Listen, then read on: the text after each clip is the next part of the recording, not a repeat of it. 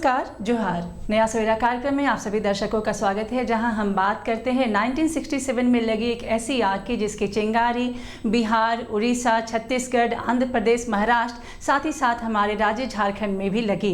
हम बात कर रहे हैं मुख्य धारा से भटके हुए लोगों की। दर्शकों, कार्यक्रम नया सवेरा में हम झारखंड के उन जिलों की पूरी गतिविधि की जानकारी आप तक पहुँचाते हैं जहाँ पे मुख्य धारा से भटके हुए लोगों की वजह से विकास का सूरज अस्त हो चुका था, पर आज यहाँ की दिशा और दशा दोनों बदल चुकी है। अपने लोगों ने अपने हाथों अपनी तकदीर बदल डाली है। दर्शकों, आज के अंक में हम चलेंगे पेशरार। वहां चल के हम देखेंगे कि सरकार कौन कौन सी योजना चला रही है। चलिए हम आपको बताएं कि पेशरार प्रखंड जो है लोहरदगा जिला का हिस्सा है। वहां पे हम चलेंगे होन्हे गाँव। वहां चल के देखेंगे कि हमारी सरकार जो योजना चला रही है, इस योजनाओं से नक्सल प्रभावित क्षेत्र में लोगों को कैसे लाभ मिल रहा है। तो चलिए हमारे साथ रुक कीजिए। पेशरार, होन्हे गांव, लोहरदगा जिला। क्षेत्र में कभी बेरोजगारी चरम पर थी। युवक बड़े पैमाने पर पलायन कर रहे थे।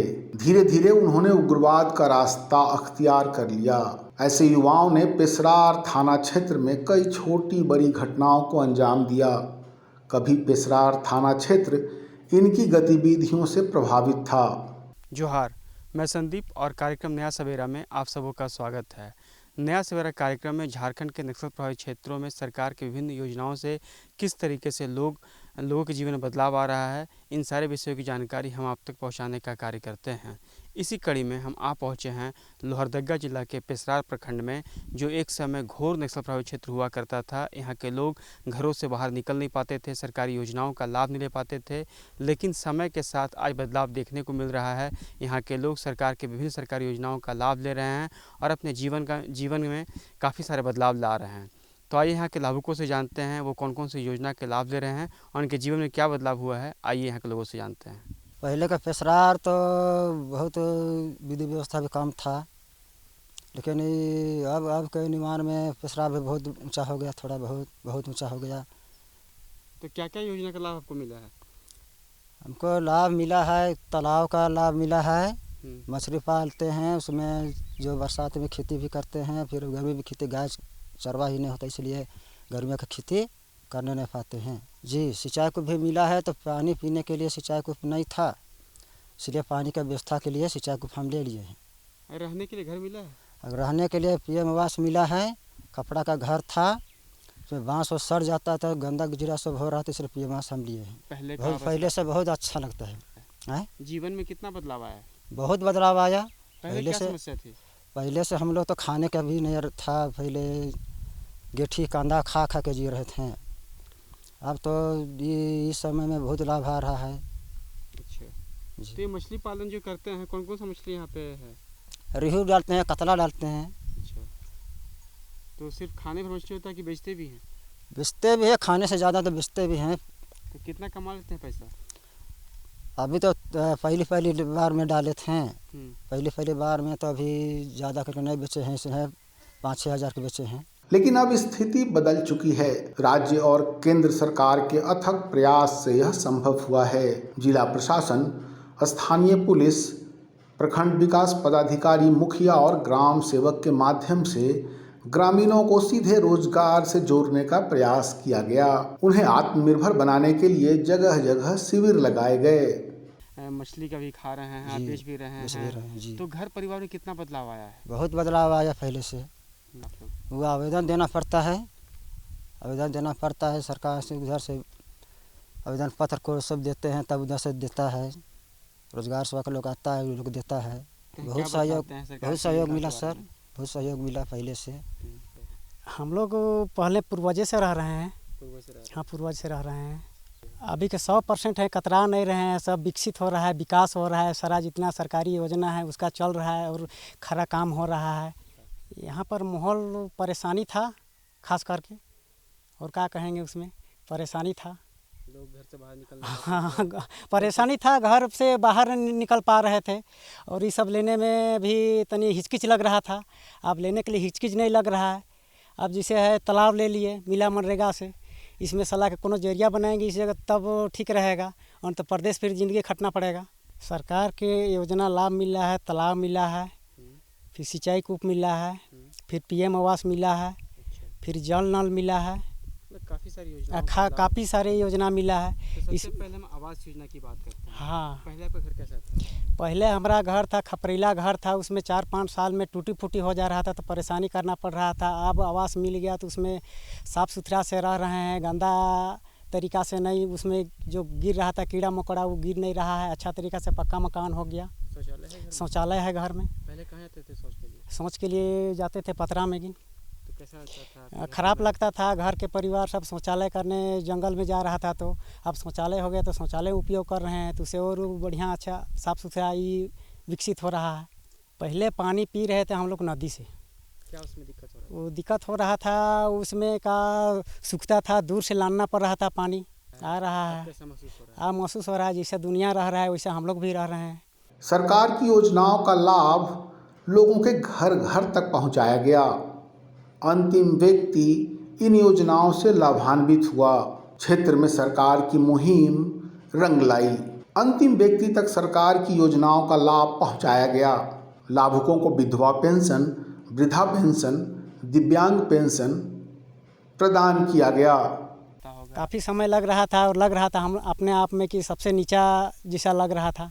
सब अच्छा अच्छा कपड़ा पहन रहा था, अच्छा अच्छा रह रहा था, और हम लोग को लग रहा था साला के एकदम आदिम जनजाति जैसे रह रहे हैं जैसा लग रहा था। यहाँ है रेहू है, कतला है, गरस्कल है और स्टील कप है। इसे तो मछली डाले हैं 15 केजी में 30 से 40 हज़ार रुपया का आमदनी हो जाता है। हाँ, साल भर में। कितना बदलाव हुआ जीवन में? जीवन में बहुत बदलाव हुआ। पढ़ाई लिखाई का स्कूल है। हाँ, प्राथमिक तक स्कूल है, इसी में पढ़ाई लिखाई होता है। तो उसका बाद दुगू है, दुगू में फंस जाते हैं। फिर यहाँ से निकलने के बाद पूछते हैं, बढ़िया महसूस होता है कि पूछते हैं आके का समस्या है का नहीं है, उसको पूछते हैं तो समस्या का समाधान हो जाता है। जैसे यहीं खेती बाड़ी के लिए नहीं था उपलब्ध तो मांगे तो मिल गया। तो ये अगल बगल खेती बाड़ी जानवर पी सकते हैं, पक्षी पी सकते हैं, इससे मछली उत्पादन कर सकते हैं, पानी की पूरा व्यवस्था है। जो डर का माहौल था वो कितना कम है? डर के माहौल 100% कम हो गया। हाँ, सबको हम लोग बात करते हैं कि विकास की ओर बढ़ रहा है, हम लोग को विकास होगा और आने वाला दिन में इतना हुआ, अभी 70 से 75% हुआ है, आने वाला दिन 100% हो जाएगा। चाहते हैं का और बचल है, बच्चे खुचे योजना है वो मिलेगा, रोड मिलेगा, फिर स्कूल सब मिलेगा। अगर अच्छा तरीका से बढ़िया पेशरार में स्कूल खुल जाए तो अच्छा पढ़ाई लिखाई होगा तो उससे सब विकास होगा। जानकारी से अधिकारी से मिलता है, ग्राम सभा। टीवी सब तो नहीं है। छात्रों को छात्रवृत्ति और साइकिल का वितरण किया गया। लोगों को आयुष्मान कार्ड योजना, राशन कार्ड, प्रधानमंत्री आवास योजना के साथ साथ अबुआ आवास जैसी योजनाओं से जोड़ा जा रहा है। लोग अब बॉक्साइट की ढुलाई के साथ साथ मनरेगा में मजदूरी करके भी पैसे कमाने लगे हैं। मैं विनोद कुमार नायक, मैं रोजगार सेवक, पंचायत पेशरार प्रखंड। जब मैं यहाँ पहली बार आया था पंचायत पेशरार में, तो यहाँ का देखे कि लोगों काफ़ी लकड़ी, वो नदी सामने थी उसके पानी ले जाते हुए, तो मैंने यहाँ पर बैठा। रात में भी कितने दिन होल्ड किया, रात में बैठक की, दिन में नहीं लोग मिलते थे यहाँ, तो मैंने यहाँ रात में रहा। उन लोग रात में वहाँ बैठक किया, बैठक करके समझाएं कि भैया कुछ योजना ले लो तो अच्छा होगा। यहाँ मैंने मेड़बंदी दिया, तालाब दिया, डोभा भी दिया, सिंचाई को भी दिया, जो अब काफ़ी है। पहले यहाँ पर लोग पैदल काफ़ी दूर चलते थे, अब तो बहुत सी गाड़ियाँ भी आने लगी, जिसके कारण ये काफ़ी बदलाव आया है और काम प्रति काफ़ी रुझान है। छोटा सा गांव है परंतु काफ़ी डेवलप कर रहा है। बदलाव आया सर। पहले क्या था कि बहुत सारे लोग यहाँ पर काम नहीं मिलने के कारण पलायन कर जाते थे, उनके पास रोज़गार नहीं था। अभी हम लोग फील्ड विजिट करते हैं तो देखते हैं कि लोग यहाँ पर इंटरेस्ट है और अपने गाँव में ही रहकर कोई भी लोग बाहर नहीं जाना चाहता। तो अभी गाँव में रोज़गार मिल रहा है, प्लस योजनाएं उनको मिल रही है, तो आजीविका का साधन एक हो जा रहा है। तो लोग यहाँ पर रह रहे हैं और योजना को बहुत समय पे पूर्ण कर देते हैं यहाँ पर लोग। ऐसा नहीं कि हम लोग को योजना दे दिया तो दौड़ना पड़ रहा, बहुत अच्छे तरीके से समय पे पूर्ण कर रहे हैं।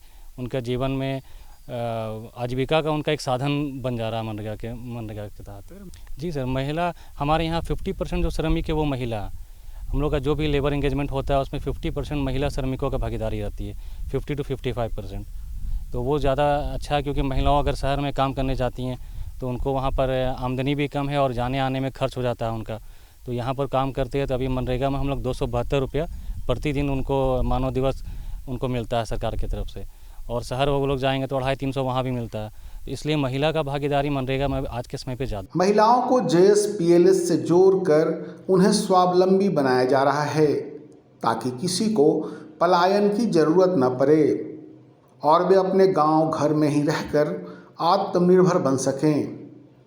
यही वजह है कि जो लोहरदगा 10 साल पहले तक डर और भय के लिए जाना जाता था, अब वह पूरी तरह बदल चुका है। सर, ये योजना ग्राम सभा के माध्यम से चयन होकर योजना पंचायत से होते हुए प्रखंड स्तर पे आती है।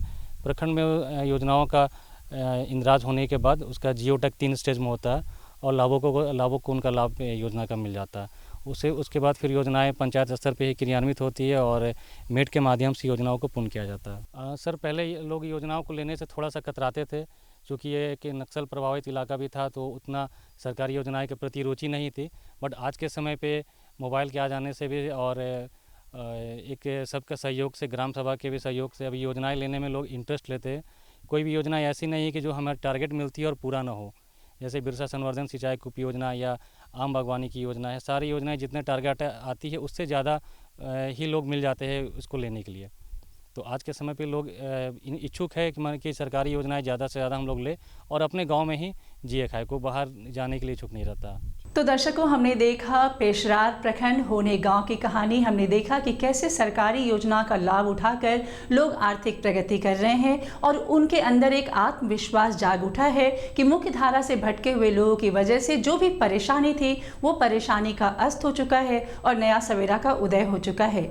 दर्शकों, अब हम बात करेंगे शांता टोपो के बारे में। शांता टोपो एक महिला है जो एक समूह से जुड़कर वन उत्पाद कर रही है और उससे सामान बनाकर आत्मनिर्भर हो रही हैं। दर्शकों, कहते हैं वन है तो हम हैं। वन में बहुत सारी ऐसी चीज़ें मिलती हैं जिससे हम सामान बनाकर आत्मनिर्भर हो सकते हैं। तो चलिए मिलते हैं शांता टोपो से और उनसे जानते हैं कि वो कैसे समूह से जुड़ी, कैसे आत्मनिर्भर हुई और वन से कैसे सामान का उत्पाद कर रही हैं। तो चलिए रूबरू होते हैं शांता टोपो से।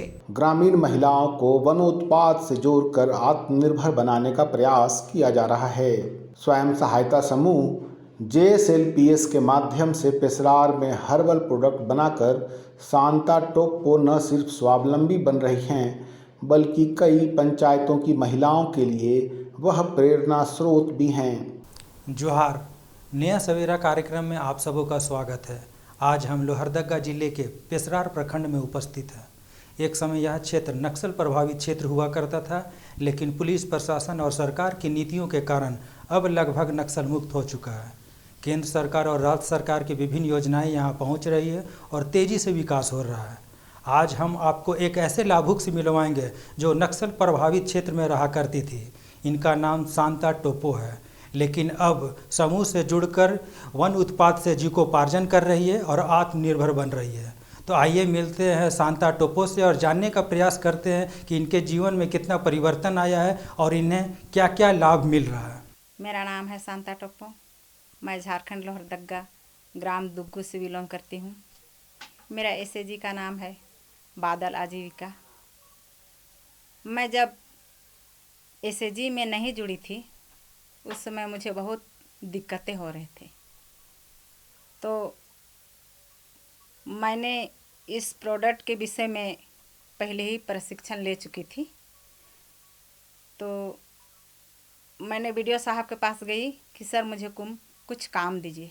तो सर बोले कि आप क्या क्या काम सीखें। तो मैं ये प्रोडक्ट के विषय में सारा मैं बतलाई। तो BDO साहब हमारे JSLPS के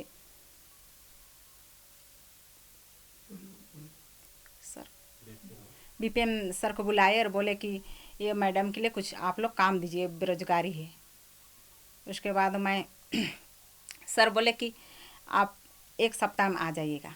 उसके बाद मैं आई और सर मुझे JSLPS से जोड़ दिए।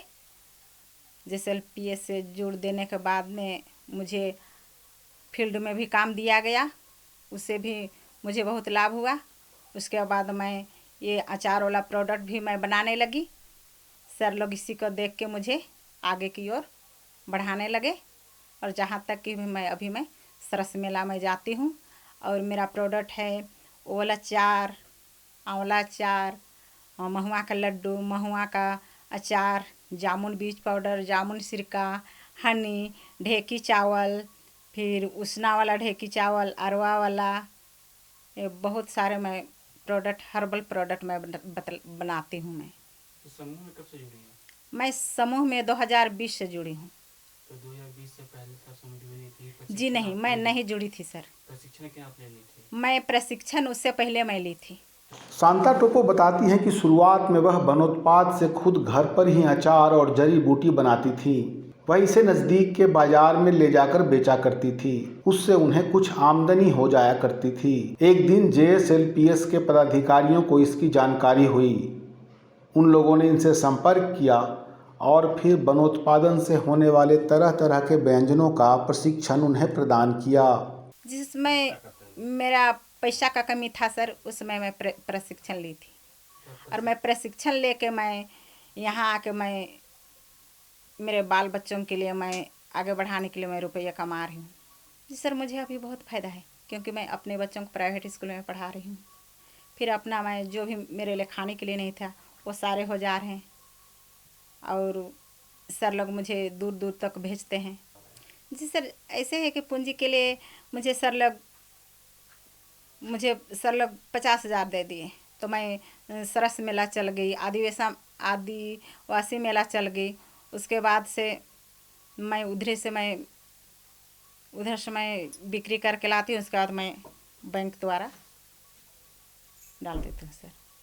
जी सर, मुझे एक साहस हुआ सर, क्योंकि मुझे महिला मंडल के थ्रू मुझे साहस हुआ।